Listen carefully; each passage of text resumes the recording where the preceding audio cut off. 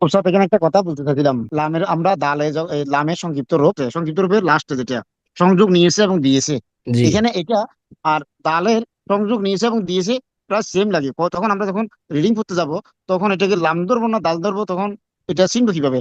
আচ্ছা, দেখেন খেয়াল করতে হবে, মুখটি শনাক্ত করতে হবে, এই জন্য বলতে হচ্ছে মুখ। লামের এই মুখ হচ্ছে এটা, এবং এটা খাড়া। জি, খাড়া, এটা খাড়া, এটা জি, কোনো বাঁকা নেই, উপর থেকে জি, নিচে এবং বাম দিকে যাচ্ছে, এটা কি মুখ? সংক্ষিপ্ত মুখ হচ্ছে এটা। জি, লাম এটা খাড়া। জি, লাম এখানে সংযোগ দিতে পারে, সংযোগ নিতে পারে। নিতে পারি। কিন্তু দাল, দাল একটু এরকম বাঁকানো, ঠিক আছে, এরকম বাঁকানো।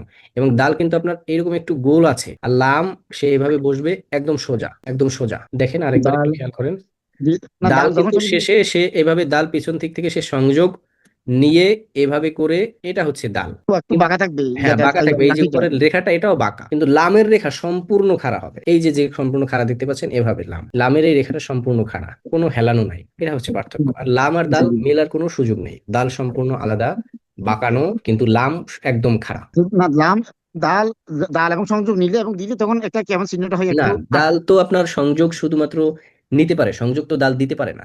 দাল দিতে পারে না। দাল সংযুক্ত রুকনের সঙ্গে সংযোগ এই নিতে যে পারে। দেখেন, সে দাল এই পিছন থেকে সংযোগ নিতে পারে, কিন্তু সামনে ও থেকে দিতে দাল পারে, সংযোগ দিতে পারে না, এই জন্য জি, জি, মেলার আমার তো লিখে সুযোগ আছে, নেই। লিখে আছে।